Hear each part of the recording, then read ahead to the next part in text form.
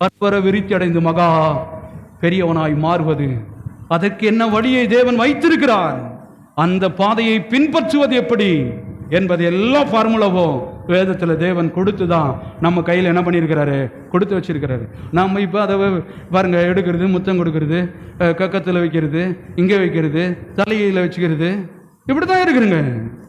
ஆனால் அதுக்கு உள்ளே போய் என்ன பண்ணல, பார்க்கவே இல்லை. சகல ஆசீர்வாதங்களையும் பார்க்க முடியும்.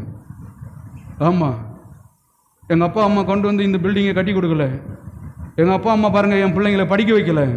ஒரு நாள் கூட என் மனதில் தேவைகள் வரும் பொழுது அண்ணனுக்கு ஃபோன் பண்ணலாமா, அம்மாவுக்கு ஃபோன் பண்ணலாமா, மாமியாருக்கு ஃபோன் பண்ணலாமா, ஆண்டவர் சொல்றாரு, மூடு வாயவே, எனக்கு ஒத்தாசை வரும் பர்வதத்துக்கு நேராக உன் கண்களை என்ன பண்ணு, ஏறெடு ஏறெடு ஏறெடு ஏறெடு. ஆபிரகாம் தேவைகள் வரும் பொழுது யெகோவா ஈரே என்று பெயரிட்டான். யெகோவா ஈரே என்றால் என் தேவைகளை முன்கூட்டியே ஆயத்தப்படுத்தி வைத்து விட்டீர் என்று சொல்லி அர்த்தம். கரங்களை தட்டி தேவனை மேம்படுத்துவோம். உன் தேவைகள் என்ன என்பது தேவனுக்கு தெரியும். அற்பமான காரியம் இதெல்லாம், வீடு, காரு, வசதி, உன் பிள்ளைகள் படிப்பு வைக்குவதற்கு தேவையான பணம், இதெல்லாம் நம்ம பாருங்க பெருசா பாக்குறது. அவங்க படிக்க வைக்கிற காலேஜில் நம்ம பிள்ளைய படிக்க வைக்க முடியுமா?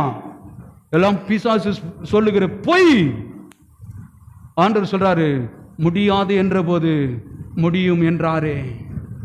நான் மனம் தளர்ந்த போது ஆண்டவர் பக்கம் சொல்றாரு, திடன் கொள் என்றாரே. இந்த மாதிரி வார்த்தையை நீங்க வேற எங்கேயும் கேட்க முடியாது. தேவாதி தேவன் பாருங்க, நம்ம எல்லாரும் ஏழ்மையா தான் பிறந்திருக்குங்க.